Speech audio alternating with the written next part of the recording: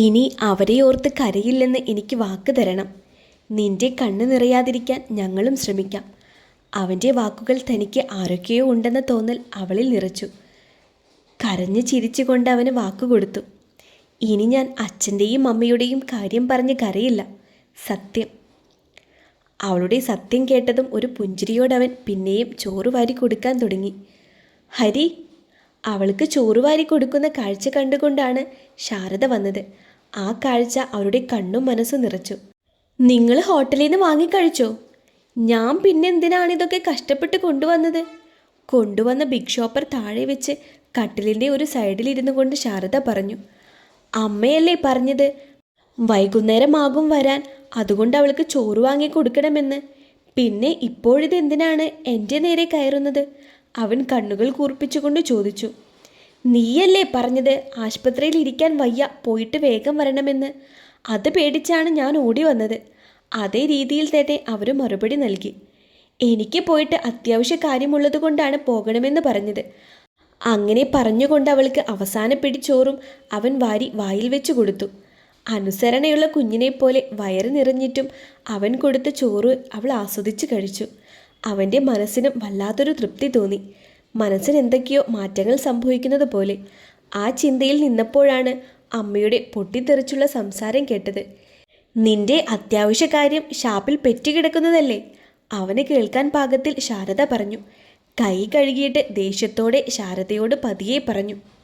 എനിക്ക് ചുമ്മാതിവിടെ നിന്ന് അമ്മയുടെ കൂടെ വഴക്ക് കൂടാൻ വയ്യ, ഞാൻ പോകുകയാണ്. നീ എന്താണ് ഇത്രയും പതുക്കെ സംസാരിക്കുന്നത്? പരിഹസിച്ചു കൊണ്ടവർ ചോദിച്ചു. ഉറക്കെ സംസാരിക്കണമെങ്കിൽ ഞാനിപ്പോൾ ഒരു ഫുള്ളടിച്ച് വന്നിട്ട് നല്ല രീതിയിൽ സംസാരിക്കാം. എന്താ, വേണോ? അതിലേറെ പുച്ഛത്തോടെ അവൻ്റെ മറുപടി വന്നു. മനുഷ്യൻ നല്ല പോലെ ഇരുന്നാലും കുറ്റം, ഇരുന്നില്ലേലും കുറ്റം. അമ്മ എന്നാണ് നന്നാവുന്നത്? അതും പറഞ്ഞ് കലിപ്പിച്ചിറങ്ങിപ്പോകുന്നവൻ്റെ പുറകെ ശാരദ ഓടിച്ചെന്നു. എന്തെങ്കിലും കാര്യം പറയുമ്പോൾ ഇങ്ങനെ മുഖം കറുപ്പിച്ച് ഓടിപ്പോയാൽ മതിയല്ലോ. അങ്ങനെ പിറുപിറുത്ത് കൊണ്ടവർ ചോദിച്ചു. ആശുപത്രിയിലെ ചെലവിന് നീ കാശൊന്നും തന്നില്ലല്ലോ. ഞാൻ കാശ് തരാനിരുന്നതാണ്. അമ്മയല്ലേ വന്ന ഉടനെ എൻ്റെ അടുത്ത് വഴക്കിന് വന്നത്. അതാണ് ഞാൻ ആ കാര്യം മറന്നുപോയത്. നിനക്കിപ്പോൾ അങ്ങോട്ട് പോകേണ്ട കാര്യമില്ലല്ലോ. ഈ ആശുപത്രിയിൽ തന്നെ നിന്നാൽ മതിയല്ലോ. മോള് ഡിസ്ചാർജ് ആകുമ്പോൾ നമുക്ക് എല്ലാവർക്കും കൂടി ഒരുമിച്ച് പോയാൽ പോരെ? അതുകൊണ്ടാണ് ഞാൻ അങ്ങനെ പറഞ്ഞത്. നീ ഇങ്ങനെ കുടിച്ചു നടന്നാൽ അതിൻ്റെ സങ്കടം മുഴുവൻ എനിക്കല്ലേ? അവർ നിറഞ്ഞു വന്ന കണ്ണുകൾ സാരിത്തുമ്പിൽ തുടച്ചുകൊണ്ട് പറഞ്ഞു. അമ്മ ചുമ്മാ ആവശ്യമില്ലാത്തതൊന്നും പറഞ്ഞ് കരയാൻ നിൽക്കാതെ. എൻ്റെ ശീലങ്ങളൊന്നും പെട്ടെന്ന് മാറ്റാൻ കഴിയുന്നതല്ലെന്നറിയാമല്ലോ. ഇനിയും ഇവിടെ നിന്നാൽ അമ്മയും ഞാനും കൂടി വഴക്കിടേണ്ടി വരും. അമ്മയുടെ കണ്ണീര് കണ്ടു നിൽക്കാനും എനിക്ക് വയ്യ.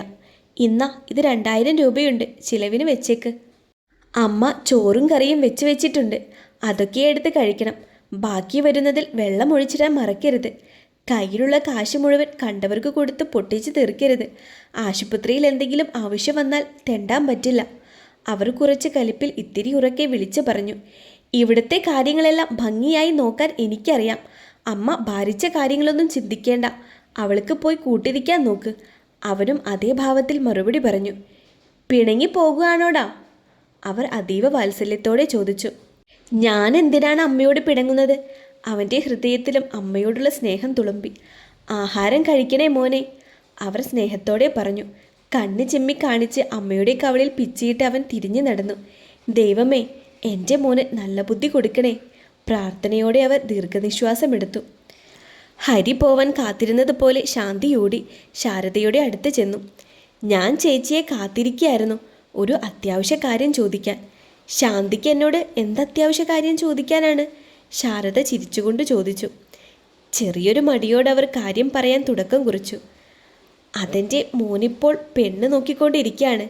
ചേച്ചിയുടെ മോളെ കണ്ടപ്പോൾ എനിക്ക് ഒരുപാട് ഇഷ്ടമായി. അവനു വേണ്ടി അവളെ ആലോചിക്കാൻ വേണ്ടിയാണ് ചേച്ചിയെ തിരക്കിയിരുന്നത്. ഒരു നിമിഷം കൊണ്ട് കാർമേഘം പോലെ ഇരുണ്ടുകൂടി അവരുടെ മുഖം കഷ്ടപ്പെട്ട് ശാന്തിയിൽ നിന്ന് മറച്ചു വെച്ച് ചിരിച്ചുകൊണ്ട് ലാഘവത്തോടെ പറഞ്ഞു. അവൾ എൻ്റെ മകളല്ല, മകൻ്റെ പെണ്ണാണ്. നെയ്തുകൂട്ടിയ സ്വപ്നങ്ങളെല്ലാം ഒരു നിമിഷം കൊണ്ട് തകർന്നടിയുന്നത് ശാന്തി അറിഞ്ഞു. അവളുടെ കാര്യം പറഞ്ഞ് മകന് ആശ കൊടുത്തതോർത്തപ്പോൾ അവരുടെ നെഞ്ചിൽ വേവ് നിറഞ്ഞു. ചേച്ചി, മോള് എന്ന് പറഞ്ഞപ്പോൾ ഞാൻ വിചാരിച്ചു ചേച്ചിയുടെ മകളായിരിക്കുമെന്ന്. ഞാനിങ്ങനെ ചോദിച്ച കാര്യം ആ കുട്ടി അറിയണ്ട. അവർ വിക്കി വിക്കി കാര്യം പറഞ്ഞു തീർത്തു. വിളറിപ്പോയ അവരുടെ മുഖം ശാരദ കണ്ടുകൊണ്ട് സന്തോഷത്തോടെ ഒപ്പിയെടുത്തിട്ട് പറഞ്ഞു, ഏയ്, ഞാൻ പറയുകയൊന്നുമില്ല. ഒരു ചെറിയ തെറ്റിദ്ധാരണയുടെ പേരിൽ പറ്റിയതല്ലേ. കാണാൻ കൊള്ളാവുന്ന പെൺകുട്ടികളെ കാണുമ്പോൾ കല്യാണം ആലോചിക്കുന്നത് സ്വാഭാവികമാണ്. അതിന് വിഷമിക്കേണ്ട കാര്യമൊന്നുമില്ല. ശാന്തിയുടെ തോളിൽ തട്ടി പറഞ്ഞ് അവരകത്തേക്ക് നടന്നു. എങ്ങനെയും എൻ്റെ മോനൊരു പെൺകുട്ടിയെ കിട്ടിയപ്പോൾ അവരുടെ മോന് വേണം പോലും. ഓരോന്നൊക്കെ ഇങ്ങനെ ഇറങ്ങിക്കോളും. ചുണ്ടിൻ്റെ അടിയിൽ അരിശത്തോടെ പിറുപിറുത്തുകൊണ്ട് അവർ അമ്മുവിൻ്റെ അടുത്തെത്തി. ചുണ്ടിൻ്റെ അടിയിൽ എന്തോ പറഞ്ഞു ആലോചിച്ചുകൊണ്ട് നിൽക്കുന്നവരെ നോക്കി അമ്മു ചോദിച്ചു, അമ്മ എന്താ പറഞ്ഞുകൊണ്ട് വരുന്നത്? ശ്രീയേട്ടനോട് വഴക്ക് കൂടിയോ? ഏയ്, ഞാൻ അവനോട് വഴക്ക് കൂടിയതൊന്നുമല്ല. ഓരോരുത്തരെ കുറിച്ച് ആലോചിച്ചുകൊണ്ട് വന്നതാണ്. അവർ പെട്ടെന്നെന്തോ ഓർമ്മ വന്നതുപോലെ അവളോട് ചോദിച്ചു, മോൾ എന്താ അവനെ വിളിച്ചത്? ശ്രീയേട്ടൻ എന്നാ വിളിച്ചത്. അങ്ങനെ വിളിച്ചിട്ട് കൊള്ളില്ലേ? അവനെ ഇന്ന് വരെ അങ്ങനെ ആരും വിളിച്ചു കേട്ടിട്ടില്ല. കൊള്ളാം, നല്ല പേരാണ്. മോൾ അങ്ങനെ തന്നെ വിളിച്ചോളൂ. അങ്ങനെ പറഞ്ഞുകൊണ്ട് അവളുടെ അടുത്തിരുന്ന തലയിൽ മൃദുവായി തടവി കൊടുത്തു. മോൾക്ക് എന്തെങ്കിലും വേണോ? അവളുടെ മനസ്സിലെ മുഴുവൻ സ്നേഹവും നിറച്ച് അതീവ വാത്സല്യത്തോടെ ചോദിച്ചു. എനിക്കൊന്നും വേണ്ട. അവളുടെ മാറോട് ചേർന്ന് കിടന്നുകൊണ്ടവൾ പറഞ്ഞു. 10 മാസം ചുവന്ന് പ്രസവിക്കണമെന്നൊന്നുമില്ല അമ്മയാവണമെങ്കിൽ. സ്നേഹവും കരുതലും വാത്സല്യവും കൊണ്ട് ആ നിമിഷം ശാരദ അവളുടെ അമ്മയായി. ആ അമ്മയുടെ മോളായി. അവരുടെ വാത്സല്യത്തളനിൽ അവരുടെ കണ്ണുകൾ പതിയെ അടഞ്ഞു. രവിയെ വിട്ട് ബീവറേജിൽ നിന്നും വാങ്ങിയ ഫുള്ളുമായി പുഴയ്ക്കരിയിലെ ഏർമാടത്തിൽ 2 പേരും കൂടി മദ്യസേവ നടത്തുകയായിരുന്നു. രവി ഗ്ലാസ്സിൽ പകർന്നു വെച്ച മദ്യം വെള്ളം തൊടാതെ ഹരി അകത്താക്കി. ഒരു ഫുള്ള് വാങ്ങിച്ചത് മുഴുവൻ നീ തന്നെ കുടിച്ചോടാ. കുടിച്ച ഗ്ലാസ് താഴെ വെച്ച് ചിറി തുടച്ചുകൊണ്ട് ഹരി ചോദിച്ചു, ദേ ഹരിയേട്ടാ, ഇല്ലാവചനം പറയരുത്. ഞാൻ 2 പെഗ് മാത്രമേ ഇതുവരെ കഴിച്ചിട്ടുള്ളൂ. ഈ കുപ്പി പിന്നെ കാലിയാവാറായല്ലോടാ. വെള്ളം തൊടാതെ വലിച്ചു കയറ്റുമ്പോൾ ആലോചിക്കണം. ആ, നീ എന്നെ പഠിപ്പിക്കാനായോടാ? രവിയുടെ വലത് കൈ പതിയെ തിരിച്ചുകൊണ്ട് അവൻ ചോദിച്ചു. കൈ വേദനിക്കുന്നു ഹരിയേട്ടാ, ഒന്ന് വിടുവോ? ഞാൻ പറഞ്ഞത് ഹരിയേട്ടന് അങ്ങനെയാണ് തോന്നിയതെങ്കിൽ എന്നോട് ക്ഷമിച്ച് കളയി. ഇനി എനിക്ക് ജീവനുണ്ടെങ്കിൽ ഞാൻ അങ്ങനെയൊന്നും പറയില്ല. അങ്ങനെ അനുസരണയോടെ കാര്യങ്ങൾ പറയണം എന്ന് പറഞ്ഞ് അവൻ്റെ കയ്യിലെ പിടി പതുക്കെ വിട്ടു. അടുത്ത പെഗ് കഴിച്ച് ചുണ്ടു തുടച്ചുകൊണ്ട് അവിടെ ഇരുന്ന കണവ എടുത്ത് വായിലേക്കിട്ടു. കണവ റോസ്റ്റ് ചെയ്തത് നല്ല രുചിയുണ്ട്. എരിവൊക്കെ പാകത്തിനാണ്. ഹരിയേട്ടന് വേണ്ടി കേശവേട്ടൻ പ്രത്യേകം ചെയ്തു തന്നതാണ്. രവി കണവയെടുത്ത് വായിൽ വെച്ച് രുചിച്ചുകൊണ്ട് പറഞ്ഞു. എന്നിട്ട് മടിച്ച് ചോദിച്ചു, ആശുപത്രിയിൽ കിടക്കുന്ന ആ ചേച്ചിക്കിപ്പോഴെങ്ങനെയുണ്ട്? അവൾക്കിപ്പോൾ കുഴപ്പമൊന്നുമില്ല, സുഖമായിട്ടിരിക്കുന്നു. രവിയുടെ ചോദ്യത്തിന് ഹരി ഒറ്റവാക്കിൽ ഉത്തരം പറഞ്ഞു. ഹരിയുടെ സ്വഭാവം അറിയാവുന്നതുകൊണ്ട് അവളെക്കുറിച്ച് കൂടുതലൊന്നും ചോദിക്കാൻ രവിക്ക് ധൈര്യം വന്നില്ല.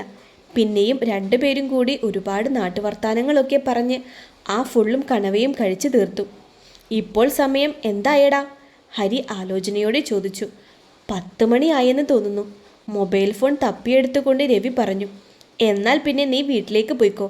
ഞാൻ ഹരിയേട്ടനെ വീട്ടിലാക്കിയിട്ട് പൊക്കോളാം. ഞാനെന്താ കൊച്ചുകുട്ടിയാണോ നീ എന്നെ വീട്ടിലാക്കാൻ? മര്യാദക്ക് എൻ്റെ വായിലിരിക്കുന്നത് കേൾക്കണ്ടെങ്കിൽ എണീറ്റ് പോടാ. അവിടെ നിന്ന് ഹരിയെ ചൊടിപ്പിക്കാതെ രവി അവൻ്റെ ബൈക്കുമെടുത്ത് വീട്ടിലേക്ക് പോയി. ആകാശത്തിലെ നക്ഷത്രങ്ങളെ നോക്കി കുറച്ച് സമയം കൂടിയവൻ അവിടെ കിടന്നു. ശരീരത്തിലെ ഓരോ അണുവും മറ്റെന്തോ ആഗ്രഹിക്കുന്നത് മനസ്സിലായതും അവൻ പതിയെ എഴുന്നേറ്റ് ലക്ഷ്യത്തിലേക്ക് നടന്നു. ഷാരി, ഡി ഷാരി, കതക് തുറക്കടി. നിന്റെ പറ്റുകാരാരെങ്കിലും അകത്തുണ്ടോ? അതുകൊണ്ടാണോ നിനക്ക് തുറക്കാൻ എത്ര പാട്? ഹരിയുടെ സ്വരം ഷാരിയുടെ കാതുകളിൽ തേന്മഴയായി പെയ്തിറങ്ങിയിരുന്നു. അപ്പോഴാണ് അവൻ്റെ പറ്റുകാരുണ്ടോ എന്ന ചോദ്യം കേട്ടത്. എല്ലാം അറിഞ്ഞു വെച്ചിട്ടും ഇടയ്ക്കിടയ്ക്ക് ഇത് പറഞ്ഞു കുത്തുന്നത് അതുമാത്രം അവൾക്ക് സഹിച്ചില്ല. കതക് തുറന്നുകൊണ്ട് ദേഷ്യത്തോടെ അവൾ പറഞ്ഞു. പറ്റുകാർ ആരെങ്കിലും ഉണ്ടെങ്കിൽ ഹരിയേട്ടന് നഷ്ടമൊന്നും ഇല്ലല്ലോ.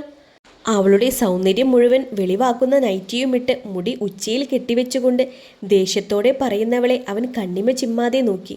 വികാരങ്ങളുടെ വേലിയേറ്റങ്ങൾ ശരീരത്തിൽ നടക്കുന്നത് മനസ്സിലായിട്ടും അവൻ അരിശത്തോടെ പറഞ്ഞു. നിന്റെ പറ്റുകാരാരെങ്കിലും ഉണ്ടെങ്കിൽ ഞാനങ്ങ് പോയി തരും. നീ മാത്രമല്ലല്ലോ ലോകത്ത് പെണ്ണായിട്ടുള്ളത്.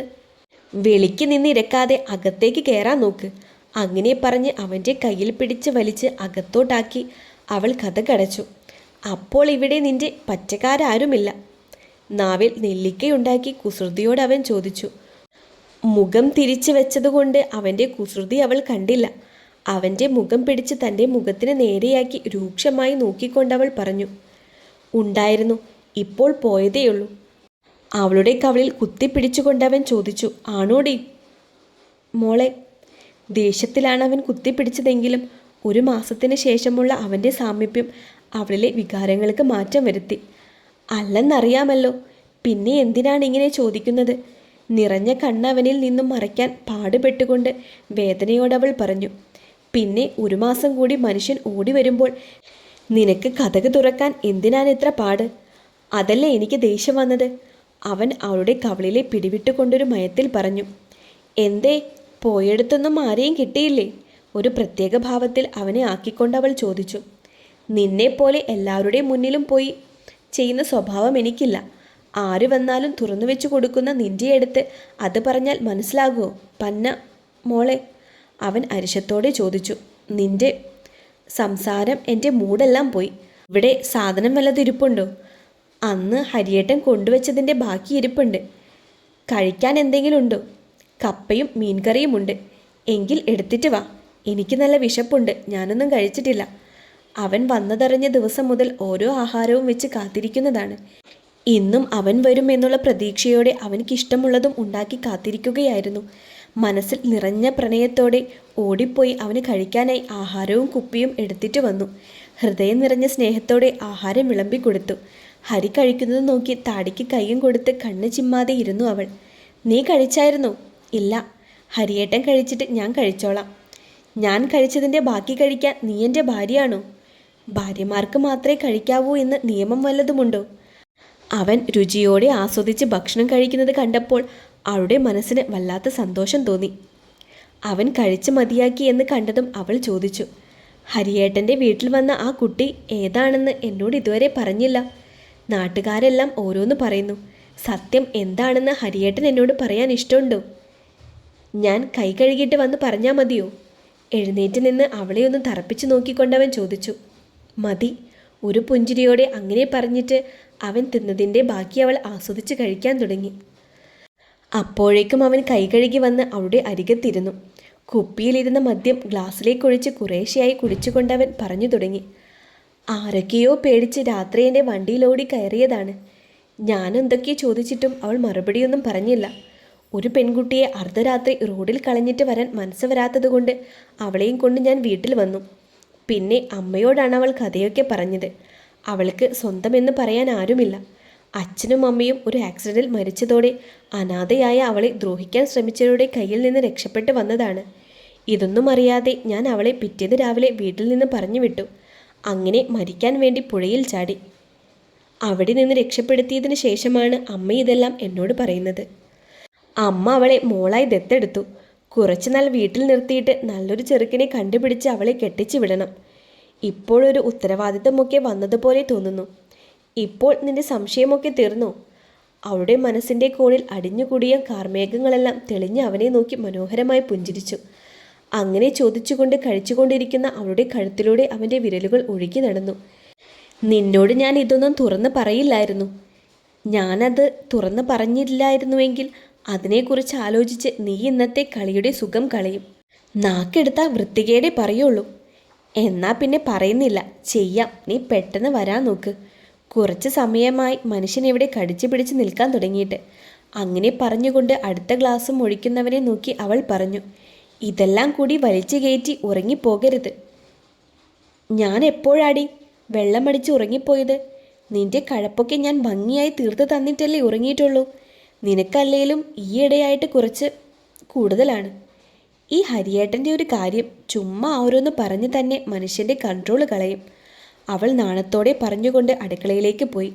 കയ്യും വായും കഴുകി തിരിഞ്ഞവളെ ഉടുമ്പ് പിടിക്കുന്നത് പോലെ അവൻ മുറുകെ പിടിച്ചു. ശ്വാസം വിടാൻ പോലും സമയം കൊടുക്കാതെ അവളുടെ ശ്വാസത്തെ പകുത്തെടുത്തു.